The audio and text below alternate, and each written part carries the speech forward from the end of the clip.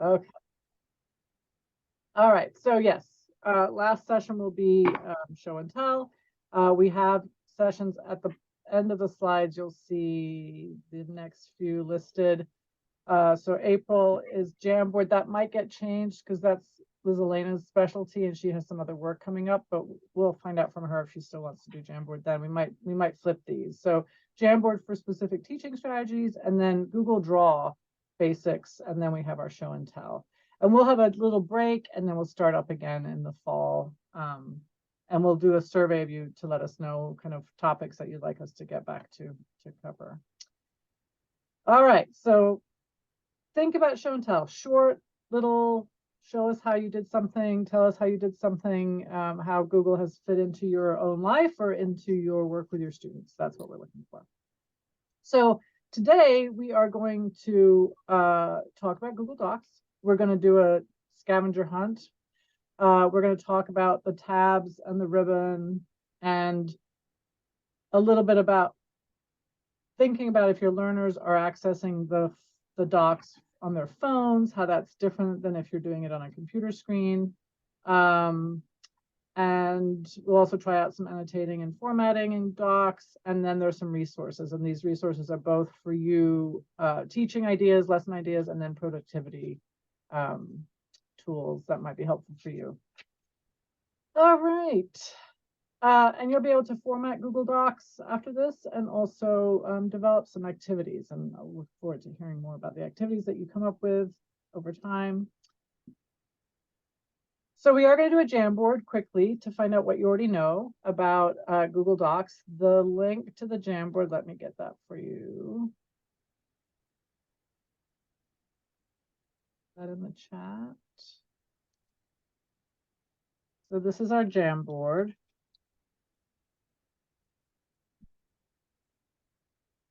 So if you go to the Jamboard, you're going to see a blue screen like the one you see here.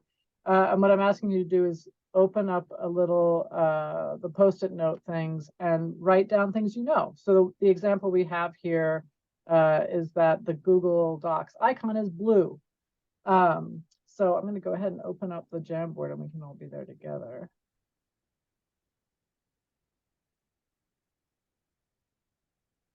Nice. I see someone's already in there. So you can add whatever, however you want to do it. But basically, I was thinking sticky notes. So you would click on sticky note. You would type up your thing. So what else do I know about Google Docs? It is similar to Microsoft Word. And then I click save. And then I'm going to move it so that we're not on top of each other. And you can make them bigger or smaller depending on what you want to do. Excellent. Someone knows about formatting, right? Where are you getting these things that students are clicking? From the left margin? From the left margin, you see that little, there's a pen and then an eraser. And what I used was this little note. If I scroll over, it says sticky note. You can do Control-Shift-P also. And that will make a little sticky note. And then when you're typing, so if I click on that, I get this screen and I type my thing. I'm just going to type Nell for now. And I can also change the color here. And then I click save. And then I have my sticky note. Sorry, I moved somebody else, but I'm gonna, and then you can make your sticky note bigger or smaller. And for our sake, smaller is helpful because there's going to be lots of things. And yes, you can type whatever you want in there, but excellent. I see someone says insert photos and links in a Google Doc. Right, so I see someone says about sticky notes. So sticky notes work in Jamboard. I think what we have in Docs, we can do comments, right? We can insert a comment. So that has a sort of similar feeling. Oh, I like it. Someone's already put in some ideas that they use for, so jigsaw activity, read different chapters of a book, right? Yes, I like this note up in the upper left corner here. Oops, got covered. That several people can write in the same doc at the same time. And this is one of the things about Google, usually for us, is that there's a collaborative component, right? Which is a little different than Microsoft tools, which often you can't have more than one person. I think I think they're changing things, and if you have 365, but it costs money to have 365 with Microsoft. My experience back in the day, at least, was that I could look at my document. I could be editing my document in Microsoft and someone else could look at it, but they couldn't be editing at the same time. And Google has always allowed us to do that, where we can have multiple people editing at the same time, as we're doing here with Jamboard. We could do the same thing in a slide, but Google Docs for sure. So it's a great, it can be chaos, but it's a great, if you want to create a space for everyone to share at the same time and have everyone see the outcome, that Google Docs is a great tool for that. You can edit at any time. What if you want to, ooh, the laser, nice. I think, again, that might, is that from over here? That's to do this. Whee! Laser you. But I think that's Jamboard. So again, the thing here is about Google Docs. So the Word document, it does automatically save, beautiful. Anything you say in Docs is saved in Docs. Nice, I like that too. Yes, you can definitely add photos and tables and comments and words and images and graphs. Nice. So lots of things we can do inside Google Docs, and you may have done these things or you may not. The first step is always to know that it's possible, and then we might have to go somewhere else to find out how to do it. So this is great. Thank you so much for all the things you added. I'm going to go back to my slides.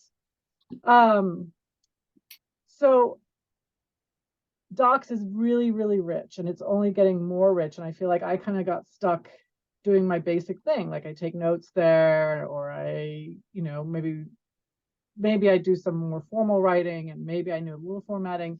Well, we're going to play today with a bunch of new tools that they've included in there. And the way I'm going to do that for us is we're going to start with a scavenger hunt.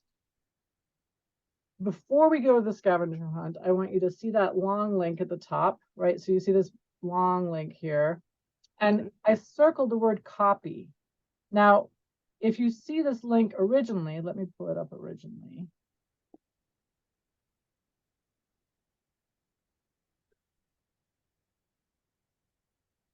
I'll stick it right in front of that one.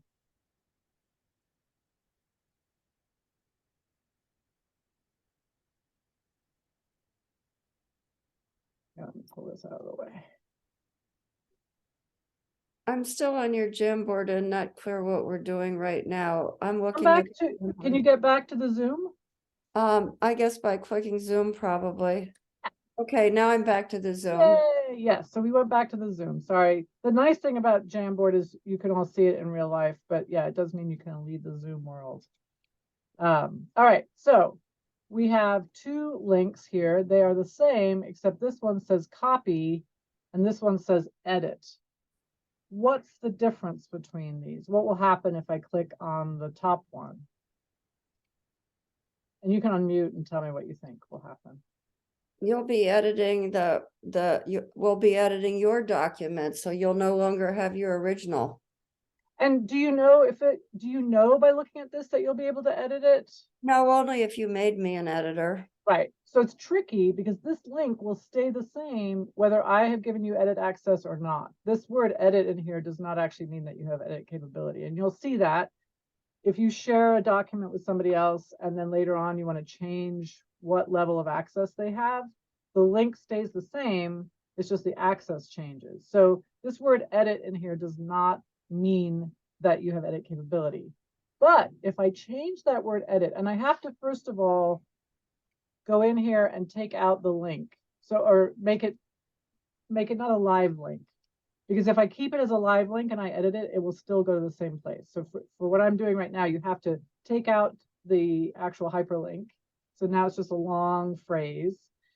We go in there and we change that to copy, and you can put print. There are a couple of different commands you can put in there. And then at the end, you go to the very end of the long link and you hit enter. And now I have a new link. And what happens when I click a link that has copy in it like that, when I click on it and I go to it, oh, sorry, didn't do what I wanted it to do. It's not going to do it for me. Oh, it's supposed to tell you that you have to make a copy. Let's try that again. Why is it being silly? There we go. So you're going to get this prompt. Now, this is a little scary, right? Because you don't actually know what you're going to get to. So if you're going to do this with folks, you should let them know that they'll be prompted to make a copy, and they should go ahead and make the copy. Because in general life, we don't think it's always good to make the copy. That could be, virus or, some sort of malware or something. So you want to be very careful when you do it this way. This is basically forcing people to make a copy. The other way is to share and then they make their own copy, but sometimes that's confusing. So in this case, everyone makes their own copy. When you click make a copy, your own version of the scavenger hunt will appear. It will have the word copy in the beginning of it. And you can now decide where you want to put it, right? So if you look at the little file symbol over there, it probably just saved it into your drive, and you may want to put it somewhere else so you can find it again. So these are some things I do at the very beginning, right? If I'm going to copy, if someone's forcing me to copy a document, I want to decide where am I putting it. It can just go into my drive, that's fine, but then I have to remember the name. Luckily, because it says copy, if I don't change copy, it'll be under copy. But these are things to think about, right? So you're all going to do that. You're going to make your own copy of this, of these slides. Sorry, not these slides, this document. So I'm going to put this link in the chat. Why am I asking you to make a copy and not just all of us sharing the same document?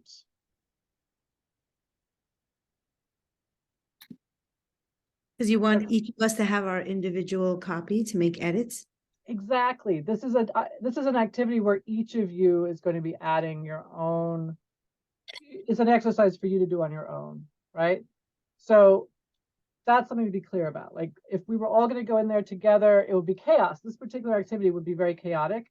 I even thought about putting you in groups, but even that is a little chaotic. And I actually feel for me, I just want to go to this document, right? Exactly. So Kate kind of says that too. So by making a copy, we get out of that chaos. We all have our own document. The downside is if I go in now and change my document, you won't see that change. So as a teacher, I want to be clear in what I want to have happen. Is this an activity where we're all sharing the same document that may be updated later and we should all be able to see the same thing, or we're all going to be using the same content? Or is this an activity where you now technically will own your own version? If you're using Google Classroom, it will do this for you automatically, right? People get their own copy of whatever file and work on it. So now all I did was select the link you put in the chat and then go ahead and say make a copy. Only you had to change the word copy or something. All I had to do was do it. Correct. Sorry for the confusion. Yeah. So I was showing you kind of behind the scenes. If you were doing this workshop and you were going to share, so yes, what I just did to show you how to do the copy was to show you how to force that. You don't, as the people in my class, you do not need to do that. Once I've given you the link, you will just use the link that I gave you.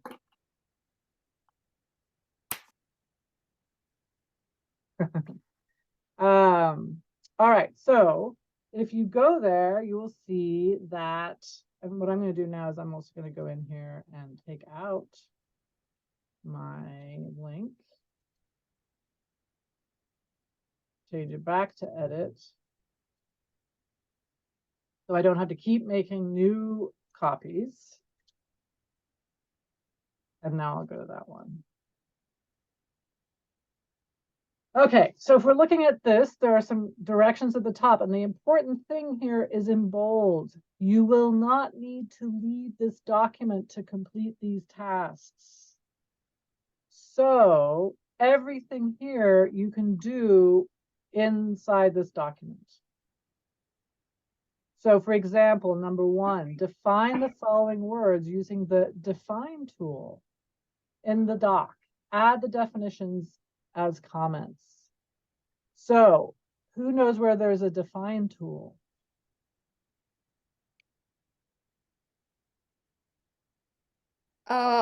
Is it in the drop down? If you double click? Well, try it out. Uh, So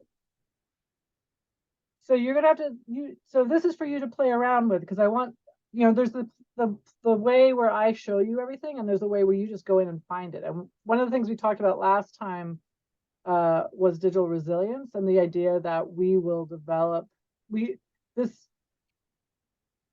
with technology more than anything else, but it's true with everything that we learn, we will learn more things after we leave our class, and the world will change. Yes. It just then puts the definition in a separate panel, and that achieves your tasks.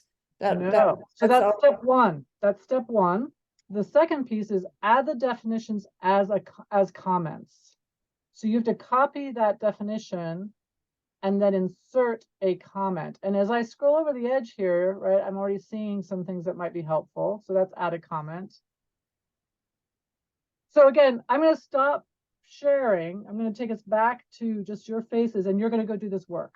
And if you struggle with something, that's fine. Try it out. It is really doable somewhere in here. So something in here you can click in. And we'll come back together and look at it together. So skip over it if if you really, really can't figure it out, but this is the discovery. So again, I'm going to stop sharing. And so go to it.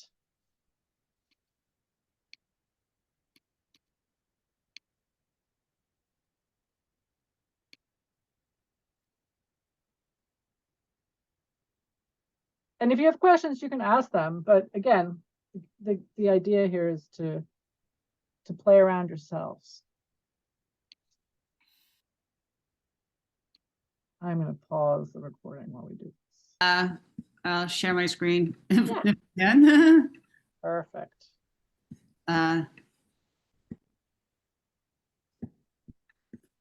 Yay. If you click the share at the top, does that mean share the document or share the screen? It'll be share the screen. Well, wait, you're saying share that A copy of Google document. Yeah. If you read straight to the right across the top, it says share.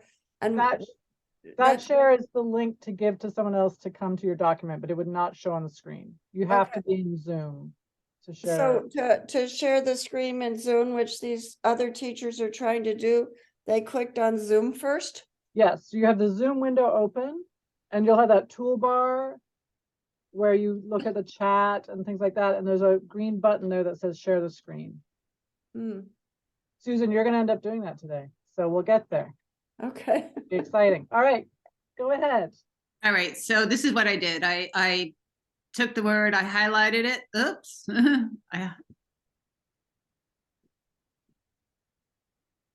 I'm not getting my, oh, there we go. I highlighted it and then I right clicked on it.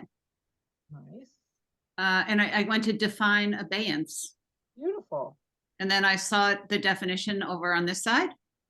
And I just copied everything there. And then I pasted it over to this side.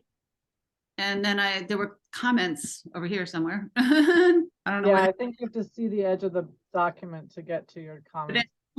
You can also insert. So under that insert tab at the top, you can get to the comments if you don't see it another way. Okay. Or actually, right. So I had abeyance highlighted, and then I had this part, I had the definition copied. I'll just copy part of it. Great. And then I went to, I can go to insert comment. I don't see the comment now. Down at the bottom there, just to make it hard. There you go. And then I pasted it into the comment.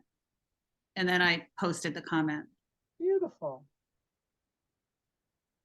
So I had no idea that you could get to define words inside my document. That was kind of amazing, right? So for students, they don't have to go outside of the document. They can stay in there and find the definition that's going to come from the Google dictionary, which could be long and not useful to them. So that's something to consider. But the fact that you could stay in the document and define words, I just had no idea. All right. Well, thank you so much for sharing that. Anybody have questions or do it a different way that you want to tell us? I just couldn't resist trying to do after doing the definitions, looking for emojis that might speak to the definitions. So I'll just tell you that I tried to find a, I used musical notes for chromatic. I used a mushroom for expressions.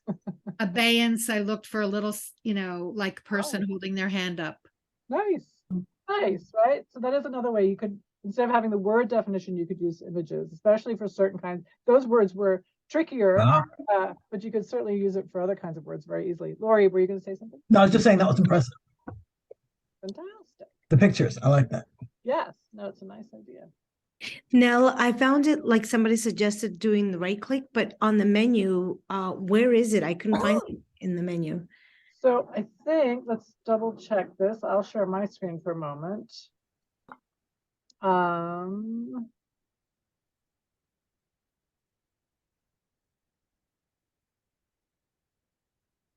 So if I go back to my document,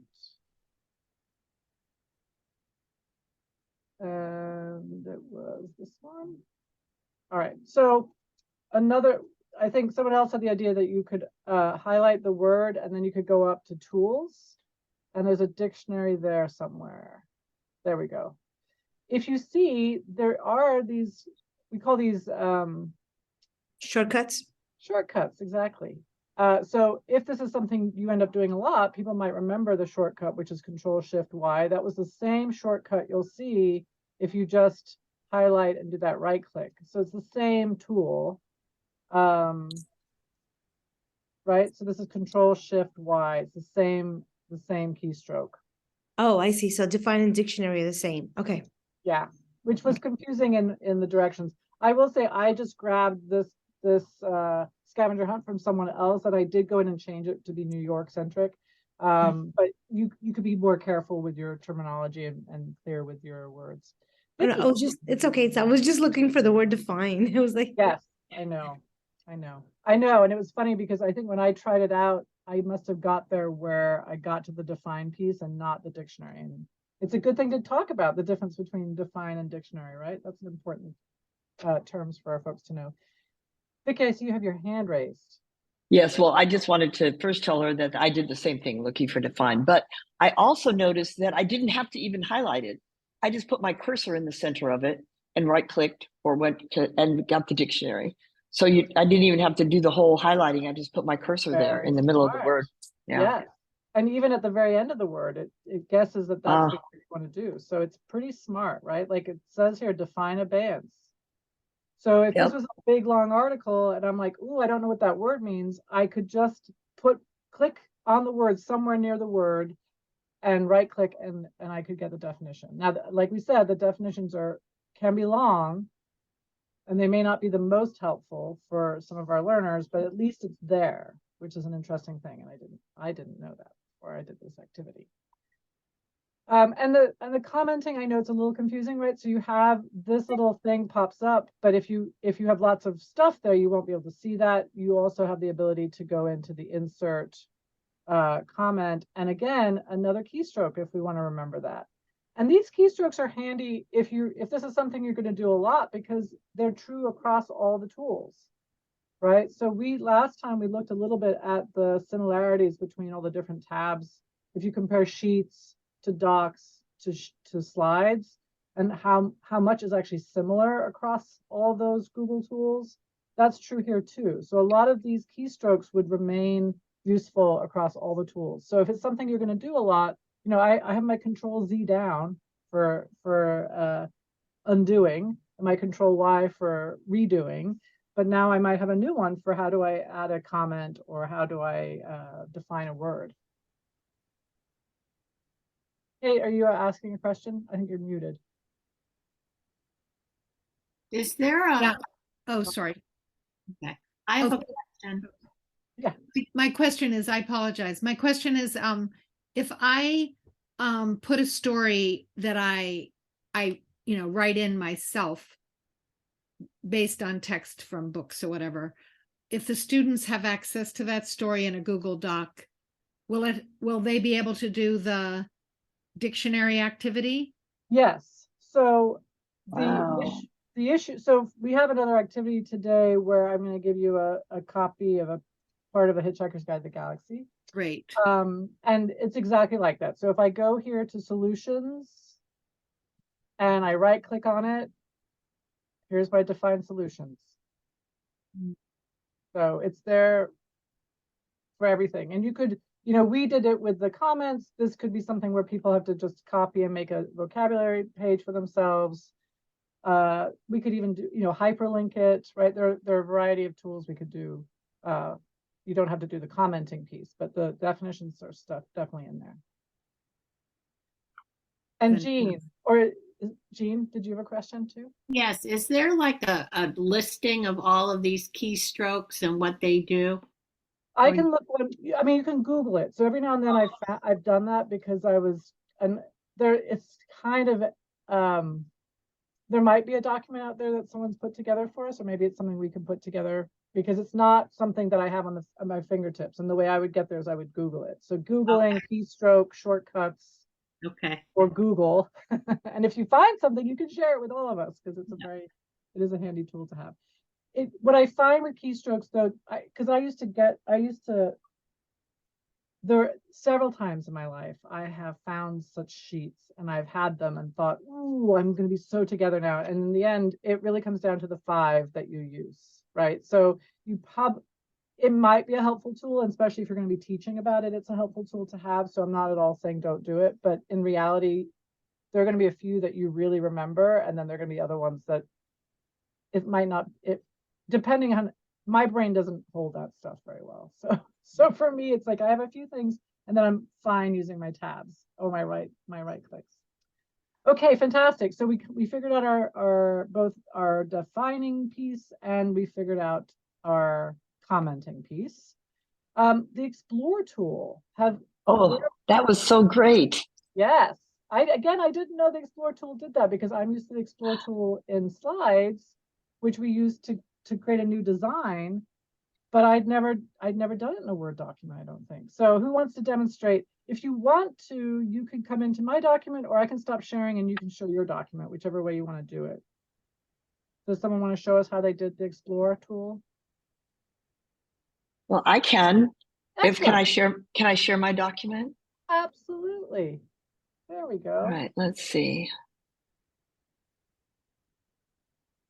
Is this it? This looks like it's it, but I have it. Okay, so I don't know if I did this part right. Please add each answer in a different color. So anyway, what I did, and I don't know if this is the right way, I copied the question and where it said explore, then I clicked on explore, and then I pasted in the search, I pasted the question there. And then it came up. Now, what was really cool, I thought, was, so what was, let's see, how tall is New York's highest peak? What I love this part here where you had web images and drive. And so that's how I got the image here of the bird. And then that's where I got the website to do my hyperlink. And so it was the explore thing was very cool. I never knew anything about it. Well, and what's interesting, so you got to it from the tool. Yeah, I used the tool. So I this is how I did it. Anyway, I copied the question, went to tool, this came open, put the question into the search, and then the article came up. And then I just copied part of the answer and put it in here and changed the color. Fantastic. So that's one way to get to explore. Does anyone else have another way to get to explore? That was great, Vicky. That was perfect. I'm not at all, but there's a little button on the bottom of your doc that's a gray little plus sign or a gray little kind of speech bubble with a X in it, if that makes sense. Where now? Usually for me, it's towards the bottom of my doc. It's like, I might have to show it on mine. I don't know if the Yeah, you might have. I don't see it. Is it? No, I don't know where try to look. Try closing your explore sidebar. I think that's what will happen. If you X out of the explore. Okay, hold on. So down, yeah, there you go. So now, well, I'm still not seeing it for you. That's so funny. Is it under my people? Is it over here? So usually it's just a little box. If you stop sharing, I'll show you mine and we'll see. Okay. What's beautiful is 5 ways to get there, so it's all good. This is how I did it. I went to this little thing. Can you see that? Where's your, where? At the very Oh, bottom? wow. No, I don't see it. Okay, I'm gonna do a quick screenshot of this so I can show it to you, because I think sometimes Zoom cuts things out. All right, go back. I saw it on the bottom. I saw it when you hovered over the plus, it said explore. Yeah, so it's this little symbol. This symbol. And you may not all have it, but it's down, for me, it was down at the very bottom right corner of my document. And when I click it, it basically takes me to explore. And you'll see that that symbol is in slides. I don't know that it's in sheets, but it's definitely in slides. And when you do it on slides, if you add an image to a slide, that will turn yellow. And when you click on it, it will have design ideas for you. So we all learned at my work, we all learned Explore for that reason. I've never used it before for searching the web. So that was a super cool thing to learn. So if I go to my, it does just open up the same thing. So it would take you to the same place that Vicky was. So you have at least 2 ways to get there, right? One way, if you're seeing that little symbol at the bottom, and the other way was in tools. Right? Was it tools? Yeah. I see Yeah. it. And it has the Control Alt Shift I, which I guess I for exploring with your eyes. I don't know. But anyway, I was trying to think of a way. Yes.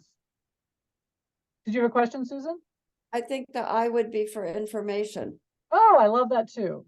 So whatever works. That's why for they you as chose far as I. Remembering it. Yeah, that's fantastic. So Control Alt Shift I will take you to explore as well. So there's at least 3 ways that you get to explore. Fantastic. Anybody else have another way that they saw or try to? Well, Nell, I have a question for you because when I went into tools and I went to explore, I didn't do it exact. I tried to do a copy and paste in there, and then I had a little difficulty, and then so it took me out of and created like a web search page for me. Right. So you know, and that's how I got to it eventually. Which is totally fine, right? In the end, it will take you where you need to go. What is lovely is for some people they might get lost, right? So one idea is, and that can happen anyway. So if I'm going to steal New York's highest peak, because that's all I need to put in for my search. So I'm going to Control copy that. I'm going to go to my Explore button. I'm going to type it in here. Now that's something people need to know, right? Right beside that little magnifying glass is where you put your search. And then you hit enter. And if I click on any of these, it's going to take me out to those websites. So that will take you out. And right now we don't want to go out, but that could be a good thing to do depending on the work you're doing, right? So we're doing a very artificial situation here where we're trying to stay inside the document and we're doing this just to fulfill these requirements. In real life, you're writing a paper about something and you want to put in some data, it's wonderful. It doesn't matter if you go outside the document to get that, right? But you could start it from inside the document. So no, it took me outside, but I think I know why. Because I know what happened, Nell. I think it's very clear, like to highlight what's important in that question and just say New York's highest peak instead of taking the whole thing, which makes it more difficult because when I went back into that explore piece, then again, it started to drop down and say New York. Right. And then I just took the keywords and got to it. And that's a great set of skills to work on for folks, right? To figure out what is it that you need to put in for a search. It's amazing. We can put a whole sentence in and that's fine. But it might be that we only need a couple of words. And so sometimes working on that piece can be helpful. I'm guessing the reason it took you out though is because as you scroll over these, if I click on this one, it's a link out, right? So it's going to take me out to a website. Yeah. which is, again, is not bad in the real world, but we want to stay inside our document. So what I did was I went in and I copied just this link below whatever it was, and I put it in, and it does ask us to hyperlink it, but I have a trick for you that I've just learned as well. So here's the link. It is now live. If I click on it, so I'm gonna left click on it. Oh, it's not gonna do it for me, of course, while I'm sitting here with you. Oh, that's too bad. Okay, so there's a trick usually. Let's try another one. I do it down here. Okay, there's this other link I put in. So it won't always do it, but here's another trick.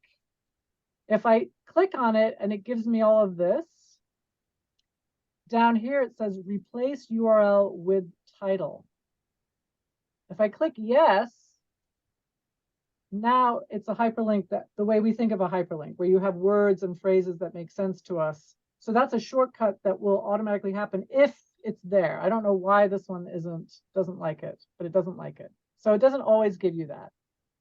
But it's, when I do my slides, you'll see, for example, in the resources for today, these all started off as just regular links. And then when I clicked on them, I had the option of changing it to the title of the website. And it was a shortcut for me, rather than me having to go grab the words and then paste the link as a link. And so if you don't do it that way, the way that it's going to show up in my document over here, right? This is the website address, the URL.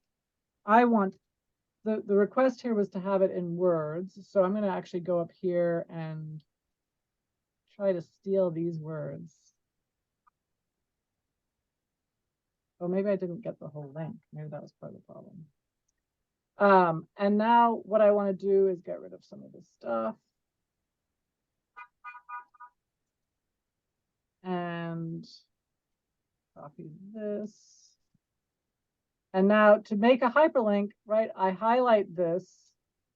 We're going to get rid of. So these are just words.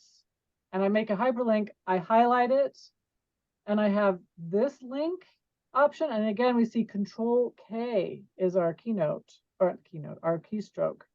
If you want to know keystrokes, I can click Insert Link. This is going to be the text that people see. This is going to be the link that it's going to connect to. I'm going to paste it in again because guessed it for me. And I'm going to hit apply. And now it's a link. Now that's what we call a hyperlink, right? Technically, all our URLs are hyperlinks, but for humans, what we want to do is be able to read the words, not just see a website address. Does that make sense? Yes. And, the cheating way, actually, because these are all hyperlinks, right? You can see it has the title here and it's a live link. And I know it's a live link because as I scroll over it, I get that underline. And that's usually a tip that it's a link that will take you out. Where this is actually the link, but it's not live. Right? This is not, doesn't change.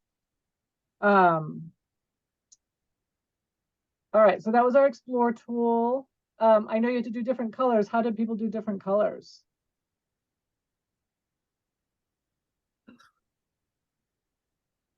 The letter A up on the top. Nice. So I highlight what I want to change color. And here we have all our little tools for dealing with our fonts, right? So we have all of these here. And if I look at this A, the underlying color is the color that the writing is in right now. If I click on that, I can choose another color. I can even pick a custom color. So say I wanted my writing to be the same color as this bird's head. I click on this little dropper, and now it's changed that writing to the same color as that little bird's head. So in a Word document, that's not usually that useful, but in a slide presentation, that could be beautiful, right? You could have a bird here and the writing is the same color as the bird's head, for example. But anyway, so that's just a little extra thing there. Okay, so how do people get their picture? the picture of the bird.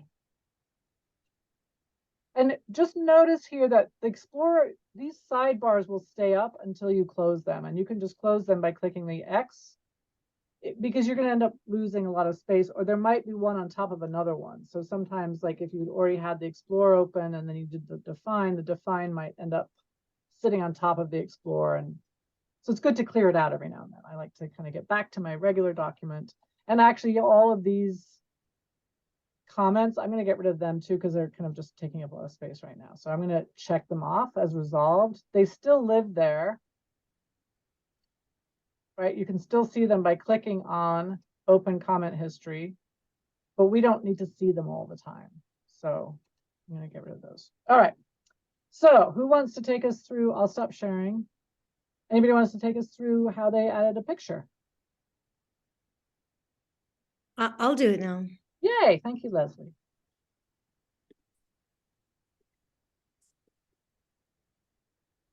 Okay. All right. So I'll just remove this picture and put it to the way it was. Look for, and I noticed that my Explorer little icon here disappeared, but I figured it was going to be somewhere over here in tools. So I just called it up, entered the information, looked for images, and just picked an image and click on it. It shows me the full image, and I click on insert. And because it was so big, the moment I click on it, I can also get these handlers where I can choose to resize it, or even, well, it automatically becomes a hyperlink as well, the picture. Fantastic. Yes. Mm-hmm. And then also I can just move it a little bit so my cursor can move, and I can go right under the question instead of right above it, or breaking the sentence up. Fall. Okay. Thank you so much. Anybody have a different way or any questions about that? That's the way I know to do it, but so that was fantastic. Can I ask a question? I can't get my bar back on the document. The toolbar. Okay, so let us look at it together. So we haven't talked about that, but yeah, so these are your tabs across the top. Yeah. And then this is what we call a ribbon. And the ribbon can be made to disappear by clicking on that little arrow, and to get it back. Is that what you lost? Yes. You lost one. And I think lost that. Right. So you may need to make your screen bigger, but there should be a little arrow, to a little caret or upward facing arrow. And if you click so you can see, first of all, Control-Shift-F. I'm just pointing these out. If you don't care about keynotes, keystrokes, that's fine. But I'm pointing them out when I see them today. So Control-Shift-F. But if I click on that when it's pointing up, I lose my tabs. And when I click on it when it's pointing down, it brings my tabs back, and all these other bits and pieces that are taking up some valuable landscaping there. So did that help, Marianne? No, I can't. All I have is like the grid. I have a ruler on all surrounding my entire document, and I don't have a ribbon. I don't have a ribbon, and I don't have anything. I had it before, and I know how to do what you're saying, but I don't know how I got where I am right now in this document. So I wonder, and so you're not seeing mode, or can I share it real quick? Yeah.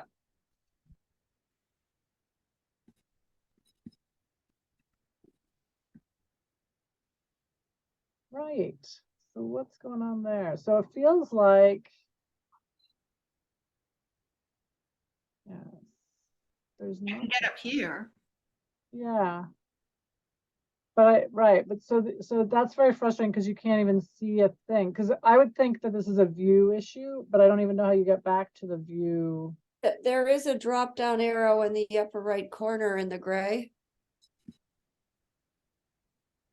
Yeah, I think that's gonna be, That's what it does. It gives me search tabs. right, I think that's in the Chrome. So if we're looking at this page, right, the stuff at the very top there where it says Google Club training, etc., that's all inside Chrome. And it's really where we have normally, yeah. Excuse me. You could try. I just tried one time. You could close this just close this document and open it again. When you open it, it show me to press the escape the button. It will show the bar again. Thank you. So try hitting escape. Yeah, you There got go. it. Controls You got it. You got it. Thank you. Fantastic. You're welcome. You're welcome. The group mind helping each other. So that's crazy. I'm guessing that's a view. So there are places you can set up when you're looking at your document. I don't know if this is how it happened, but under view, you can click out of some of these and maybe that's what happened, or maybe the mode changed. But I don't know. Could be. I was clicking around on things. Yeah. So the beauty of that is it's so good to click around, and luckily we found a way for you to not have any long-term. Thank you. I appreciate that. Thank you. Well, thank you. I think we all learned. That was very helpful. All right, moving on. So the table. Well, the Explore tool we did, right? The table. How is inserting the table might be something you're more familiar with. Did anyone struggle with that? That was okay for me. Okay. So tables are very helpful in Word docs for us because it really can, if you're going to have a bunch of people in here typing together, if you put a table in, then people can at least know where they're typing and they won't type on top of each other. If you just give people a plain open space and you have like 5 people come in and type together, it's going to be chaos. So tables are really helpful for just, even if it's just a one column with many rows, people at least kind of know where they are, and you can still end up on top of each other, but it's a little bit clearer in the mind. So tables are very helpful when you're having lots of people in there together. How about the word count? How did you get to the word count? This is number 6.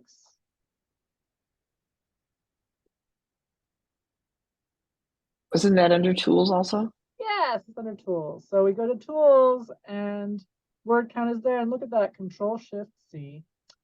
So you have to highlight whatever it is you want to do. And this is something that comes up for me mostly when I'm, getting ready to do a conference or something like that. And there's a word count and how many words in my bio or something like that, right? So I click on word count and it tells me all this information. I can even have it display while I'm typing, so I don't have to keep doing it, which actually I've never even noticed that before. So that's super exciting. Let's see what I do that. Look at that, it's just gonna stay down here in the corner. So now if I start typing more,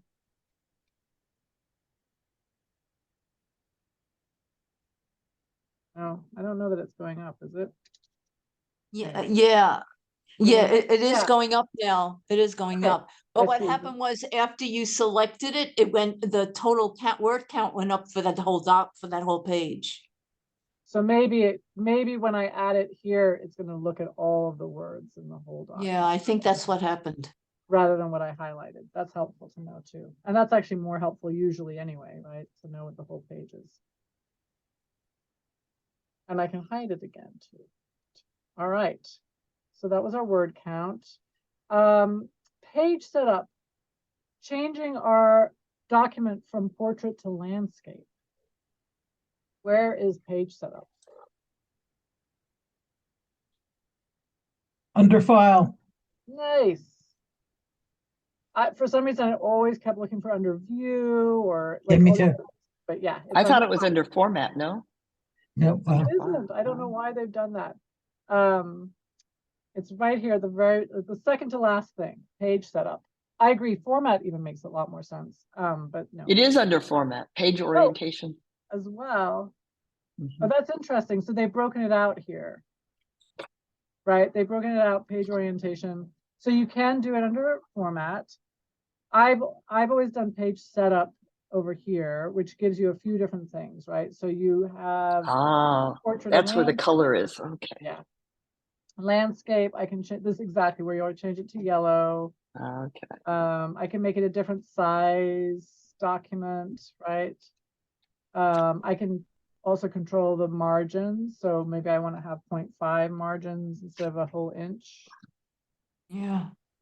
And then notice you can set as a default. So if you have a particular way you like your documents to be set up, most of the time, make your own default. And that way your next time you open up a document, it'll be set in that way rather than always having to come in and change it. I often find myself changing things every time, and then finally I'm like, oh, just change the default.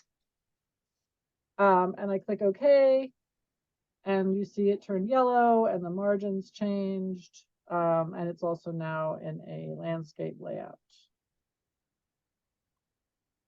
Now, didn't older versions of Microsoft Word have it that way, where it was under File, Page Setup, if I remember correctly?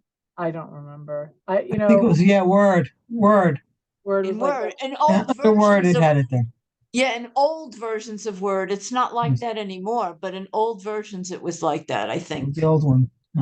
When I Word was- perfect. Word perfect. Perfect. Yes. Word perfect. We're getting ready. So Ooh, getting old now. that's happening in a week or two, and we're doing a whole thing called Back to the Future with Ed Tech, and part of that is memories of how we first were introduced to technology. And I used to write my college papers in PageMaker, which is insane, and you have to set up your columns for everything, or you have to set up everything every time. So it is funny to think back.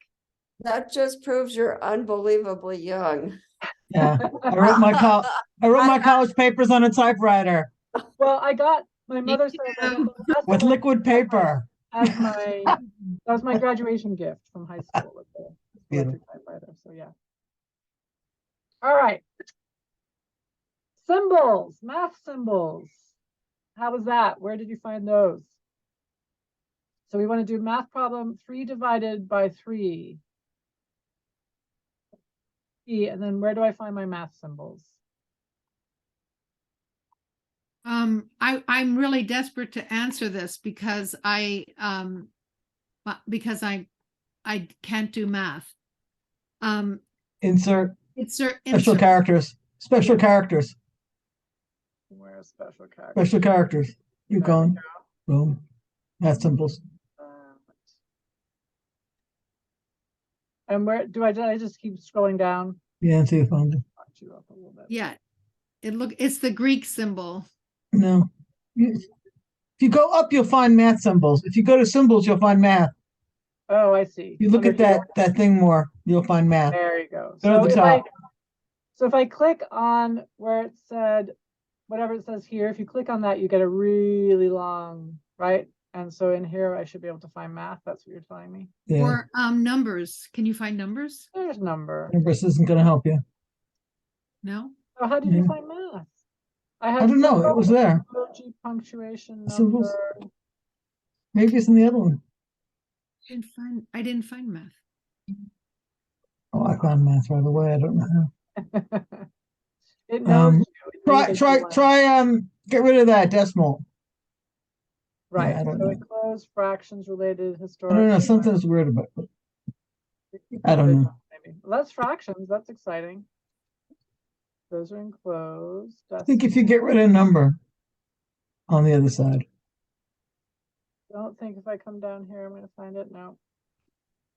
I gotta go. So just go to symbol and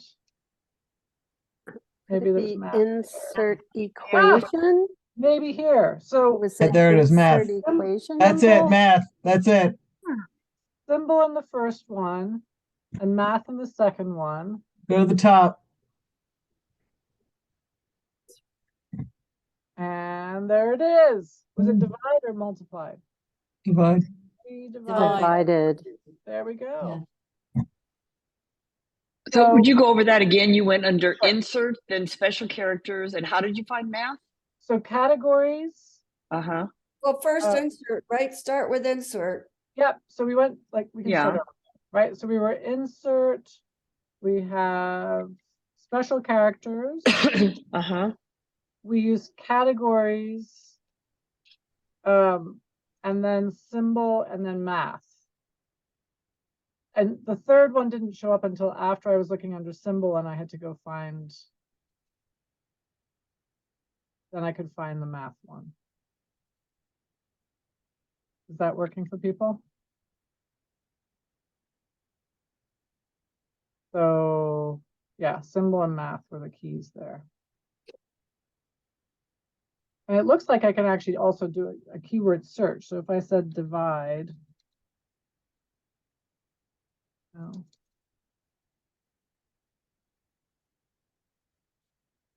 Yeah, so if I write the word division, I do get some symbols there too. Division sign or a heavy division sign. And then we have some inside circles too. Yes, I always thought you had to have special fonts added, so I was very excited to see that you could do that. So add header to the page with your name and date, and bonus points for adding a picture of your favorite animal to your header. So how do we get to our header? Anybody want to demonstrate? Format. Format, headers and footers. So under format, we have headers and footers. Where are they? There they are. So you can decide how big your headers and footers are. They can be different on each page, right? What I will tell you though, the fast way I do is I always just click at the top and there's a header kind of built in. So you double click, right? Double click up there and suddenly you're in your header. So I could put my name in, and then I did that image search that we had done earlier and found my little hedgehog. Footer is the same way. And one thing to note here, you can have a different first page footer. So if you're just putting in page numbers, you want the page numbers to work throughout the whole thing, right? So start, what number of page do you want? Maybe the cover doesn't need a page number, so you want to start on number 2 and apply. And then you can also tell it where you want the page numbers to be. And then when you're there, so I think someone else was trying to demonstrate and like try to click out here. Often you might have to double click to leave the footer or the header. But now the page numbers should be showing. Oh, they're not showing up on every one of them. So let's redo that. So because I did different first page, if I get rid of that, now the page numbers should be on every page. Yeah, there you go. Any questions on that? And that was footers and headers. What about like just page numbers? How do you can just do page numbers on their own, not by doing footers and headers. Which tab do you think they'd be under? I think they're under insert. I think you're right. If you find yourself like putting it in, insert, Yeah. right? And there they are, insert, page number. And what's nice here is you can immediately tell it, where do you want the page number to be? So is it the top right, top left? You have more options. You can even do a page count. So this gives you a little bit more than just the regular footer tool does. It also has headers and footers in there too, Nell, right above what you just did. Right, there you go. Wow, look at those. Those are very long keynote strokes, key strokes. Yes, so headers and footers are under insert. And where else do we see them? Under format. Format. So they're in 2 different places, and page numbers are here also. So there are some things you can do in different places. Yes. I just wanted to say that in my document, it was I struggled with once I put the header in, I had designed by Caitlin Tucker and her things going on. I deleted those. So that was my cheating way. So yes. That's how you do it, because I was wondering what I would do if I wanted to. Yeah, I didn't know how to do it. So what I do sometimes, I have to make a document maybe with 2 different logos, or I need something on the right and the left. And my cheating way and maybe other people have other suggestions, is to insert a table. Ah, So I would do a 2-cell table, and then I could insert, we'll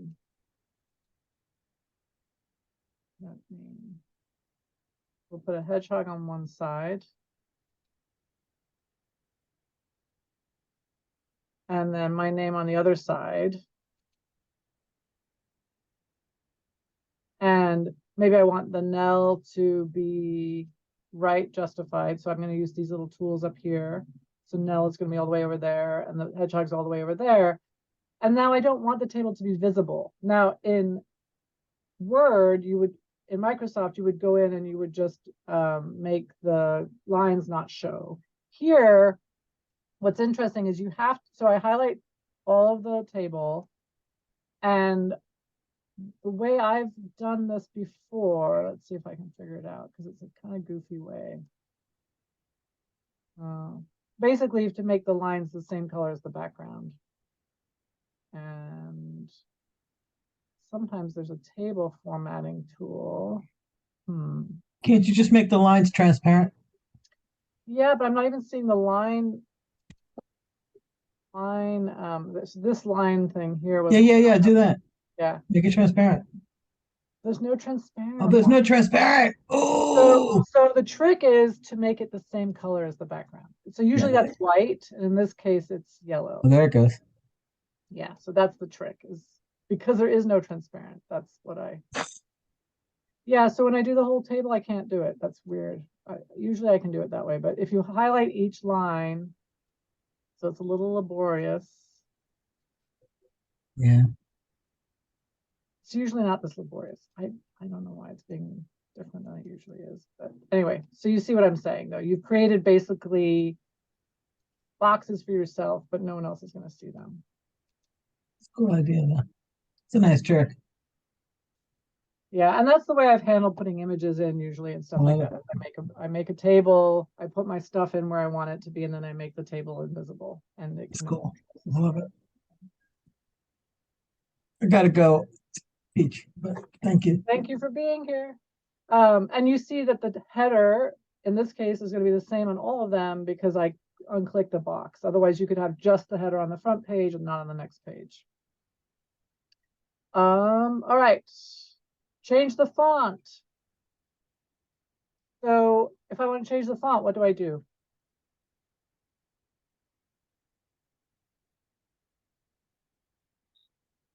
Well, you select it and you go up to next to where the number you have the plus and minus for the numbers, and to the left of it you have the font types. Nice. So if I click on this arrow, I will see all the fonts I have. We've talked about this once before, but I didn't know about this for a long time, but you can actually add more fonts. So there's a set of fonts that come automatically with your Google account. But if you click on more fonts, you can add, maybe you're looking for more fonts that are, look like handwriting or something like that. So you click on the one you like and you click OK. And now you'll see those inside your list here. The ones you use most of the time are going to be up here. You'll see some fonts need to be bigger or smaller, so I'm going to make these bigger. Right, so there I have my fonts, and I could change colors as well, right?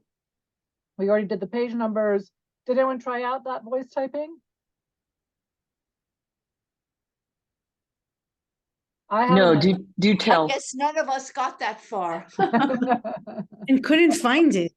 Yeah, it's interesting. I'm not sure. So let's see if it's a tool. Extensions, maybe? I don't know. Oh, So there it it's is. a tool, Tools. And if I click on voice typing and I have to allow my microphone. And now I'm going to say everything I like about ice cream. There we go. It did it in the middle of my other sentence, but That's cool. so that is kind of cool, right? Like there have been many times where I'm like, oh, I could say everything I want to say, but I can't. I mean, the idea of typing it is very exhausting. So I'm going to get rid of that one.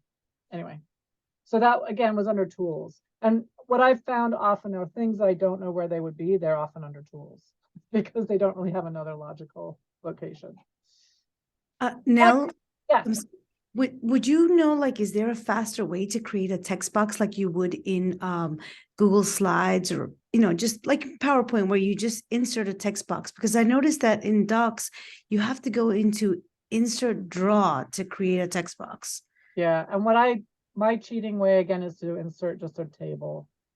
Oh, okay. And then make the border transparent. Visible, right, exactly. So that can be very handy. And I haven't done anything. I think there are probably some other tools to making columns, but this would be my cheating way to make a column. Okay. That I would have I like to eat. Oops.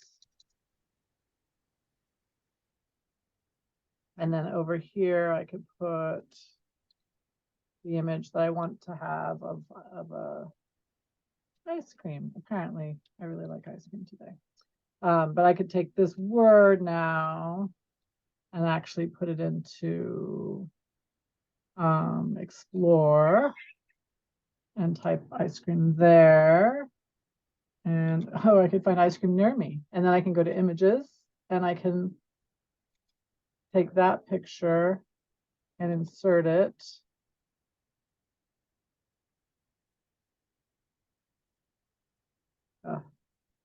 Okay, so now I need to make my picture smaller so it'll fit some one line.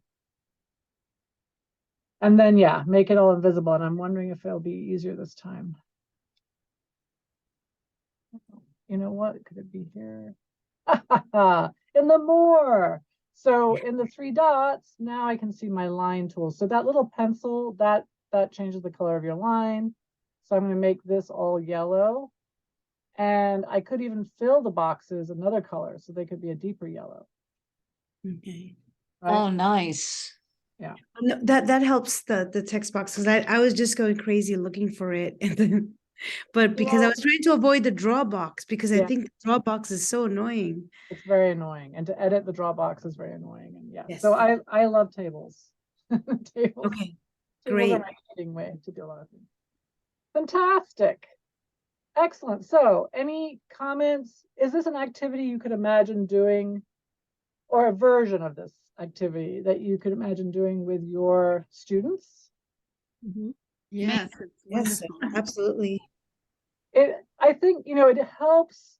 So it was a struggle, right? There were times when you hit up against something and you're like, oh, this is hard, but you were able to overcome, or you knew you could skip to the next piece. But it made you go in and find the stuff in a way that I think if I was just demonstrating it to you, it wouldn't be as useful.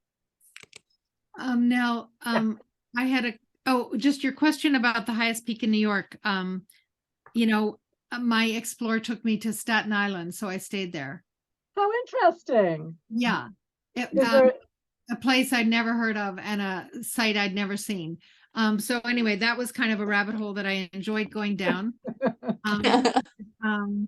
And so I was thinking also with the wrong answers or right answers or just taking it literally, explore, right? Explore, yes. So, I mean, there were kind of things we were looking for, but that I really enjoyed just discovering all these things. It was so great.